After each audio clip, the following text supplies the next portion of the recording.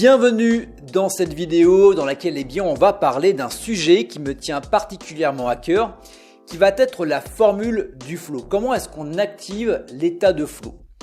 Donc si tu as du mal à te représenter ce qu'est l'état de flow, je t'invite à regarder un combat qui date déjà de quelques mois, voire quelques années en fonction du jour à laquelle tu vas regarder cette vidéo. C'est le combat entre Max Holloway et Calvin Kattar. Donc dans ce combat, Max Holloway est clairement dans ce qu'on va appeler l'état de flow.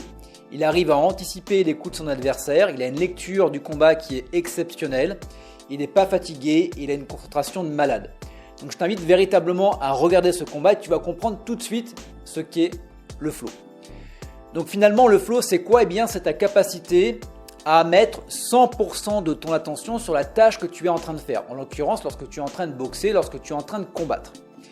Donc si on peut caricaturer ça, c'est un petit peu comme si ton cerveau, eh bien, il ouvrait les vannes et il était dans les meilleures conditions physiologiques et psychologiques pour performer. Donc pour pouvoir déclencher le flow, il y a à peu près 5 paramètres à prendre en compte. Donc le premier, ça va être un juste équilibre entre tes compétences et le challenge.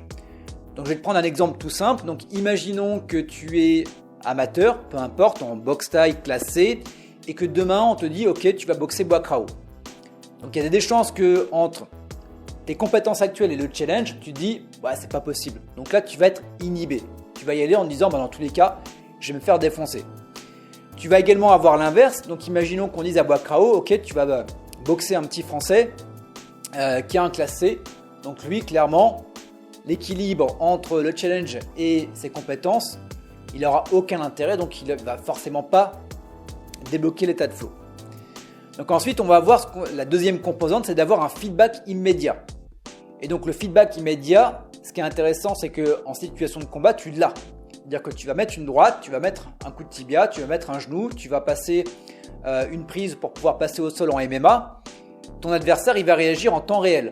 Donc là, tu vas avoir le feedback de « je fais quelque chose » et mon adversaire réagit en conséquence. Donc ça, c'est la deuxième composante. Tu vas avoir la troisième composante qui va être la sensation finalement de maîtriser tes actions et ton environnement. Donc si aujourd'hui tu t'entraînes, maîtriser et contrôler tes actions, ça c'est quelque chose qui doit te parler. Notamment avec le technico-tactique, avec le sparring que tu fais également lorsque tu es à la salle. Ensuite, tu vas également avoir l'environnement.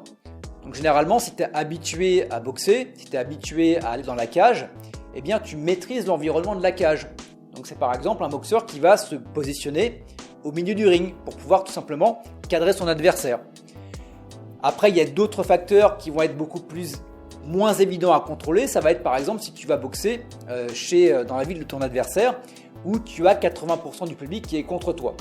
Donc là, eh bien, ça va être ta capacité à gérer finalement émotionnellement les sifflets, etc., etc. Donc ça, c'est également quelque chose que tu peux travailler. Ensuite, eh bien, tu vas avoir ce qu'on appelle l'absence. Donc ça, c'est la quatrième composante. L'absence de stress et l'absence d'anxiété. Donc ça, c'est quelque chose qui se travaille au quotidien. Donc c'est quelque chose que tu peux travailler à la salle. Plus tu vas être préparé, plus tu vas être entraîné et mieux ce sera pour toi.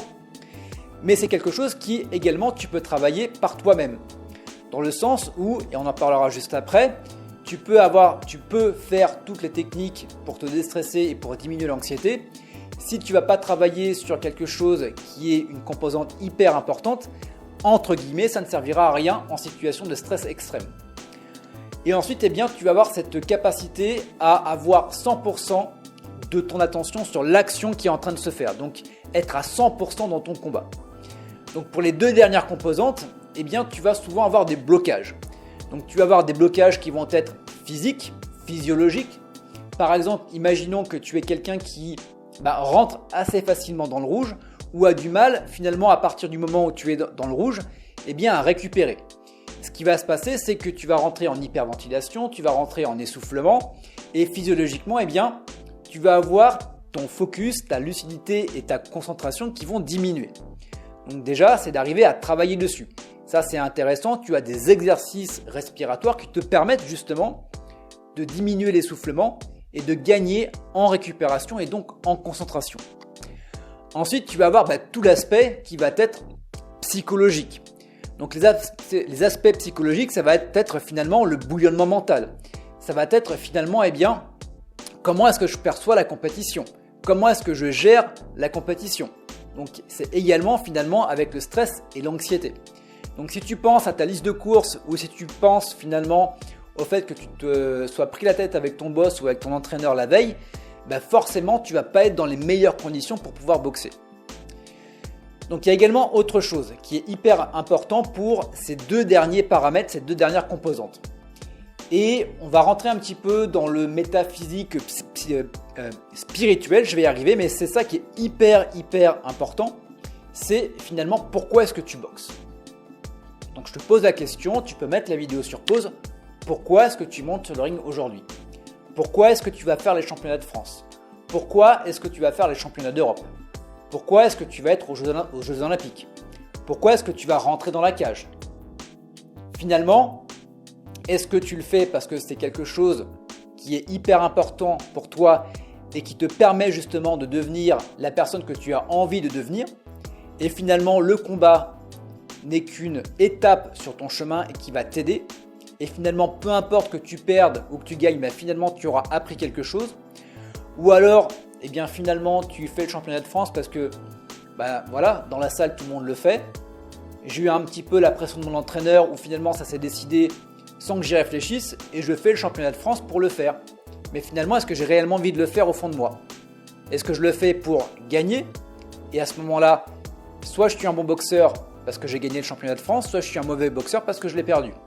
Donc tu vois, tu vas transférer ton identité de combattant sur un résultat. Donc tu vas être sur ce qu'on appelle une motivation qui va être extrinsèque. Et le but, finalement, ça va être de passer d'une motivation extrinsèque que tu ne maîtrises pas, parce que tu as beau être le meilleur boxeur de ta catégorie, tu n'es jamais à l'abri de perdre ton combat. Erreur d'arbitrage, un KO, on ne sait jamais. Mais à partir du moment où tu as une motivation intrinsèque et que tu sais pourquoi tu boxes, et que finalement, peu importe le résultat, si tu t'es donné à fond, tu seras content de ta prestation, et que ça te permet justement d'aller vers la personne vers qui tu veux devenir, là, à partir de ce moment-là, tu te coupes finalement du résultat et tu rentres dans le process. Donc finalement, tu es beaucoup plus dans le moment présent et paradoxalement, vu que tu es plus aligné sur les résultats mais sur le process, tu as plus de chances d'arriver à ton résultat. Donc ça, c'est exactement ce que j'apprends dans la formation Zone Alpha. C'est le premier module, c'est même pas un premier module, c'est l'introduction.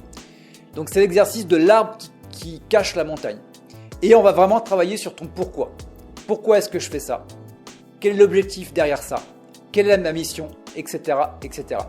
Et tu vas voir qu'à partir du moment où tu travailles dessus, tu vas avoir ce qu'on appelle naturellement de la concentration.